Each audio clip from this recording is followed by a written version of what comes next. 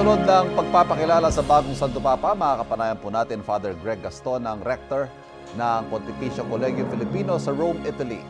Father, magandang umaga po. Thank you for joining us this morning. Hello po, good morning sa inyong lahat. Kamusta din kayo? Father, unang tanong po namin, ano bang mga unang dapat abangan ngayong may bago ng Santo Papa? May mga activities na ho kaya siya ngayon? So ayan, no, pasalamat tayo sa lahat ng mga cardinal at of course sa ating bagong Santo Papa. Ngayon ay nile-layout pa lang, although based on past experiences, no, malamang may misa muna siya with the cardinals, sila muna, and then pinaplano kung kailan yung kanyang inaugural mass.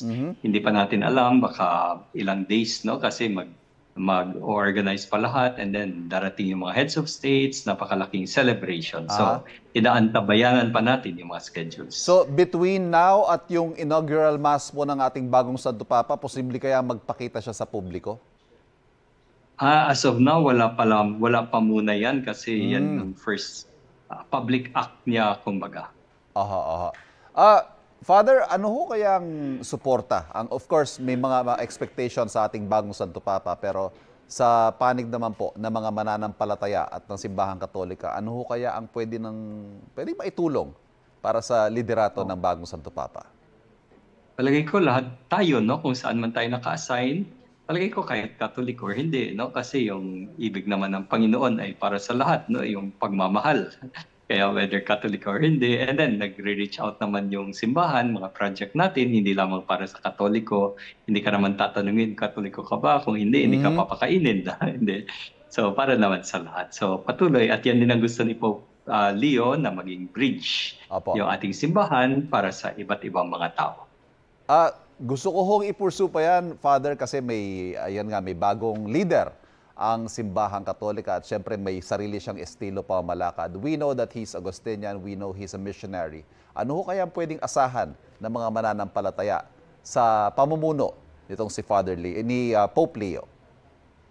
Lahat kasi ng Santo Papa, iba-ibang mga background, yung childhood, iba yung mission, naging pari na sila, no? And ibang exposure. So si Pope Leo, American, and then na-assign naman sa Peru, sa South America, na-assign din dito sa Vatican.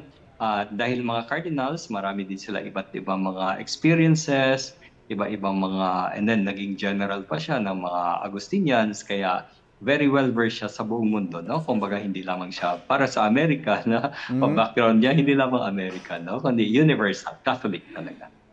Father, panghuli na lamang po, napaka-happy, napakasaya ng inyong aura ngayon. How do you feel today, Father, ngayon may bago na tayong Santo Papa? Ayun, no? So, totoo yan nga. Kasi nga, sana lahat tayo ay maging collaborators. Hindi lamang yung cardinals, mga obispo, mga pari, mga padre. Lahat tayo dahil nabinyagan tayo, no? So, maging collaborators tayo ng Santo Papa at patuloy ang misyon ni Jesus. At sa mga hindi Katoliko naman, no? Be assured na si Pope Leo, just like kagaya ng ibang mga popes, no? Ay talagang mahal na mahal ang lahat ng mga tao, mahal na mahal kayo, at sana din naman, no? Pagdasal nyo rin siya. Father Greg, maraming salamat. Please pray for us. Lalo't mag-election po tayo sa Lunes, sa darating na Lunes. Yes. Thank you, Father. Thank you very much po. Salamat. Kapuso, huwag magpapahuli sa latest news and updates. Maging una ka sa balita at mag-subscribe sa YouTube channel ng GMA Integrated News.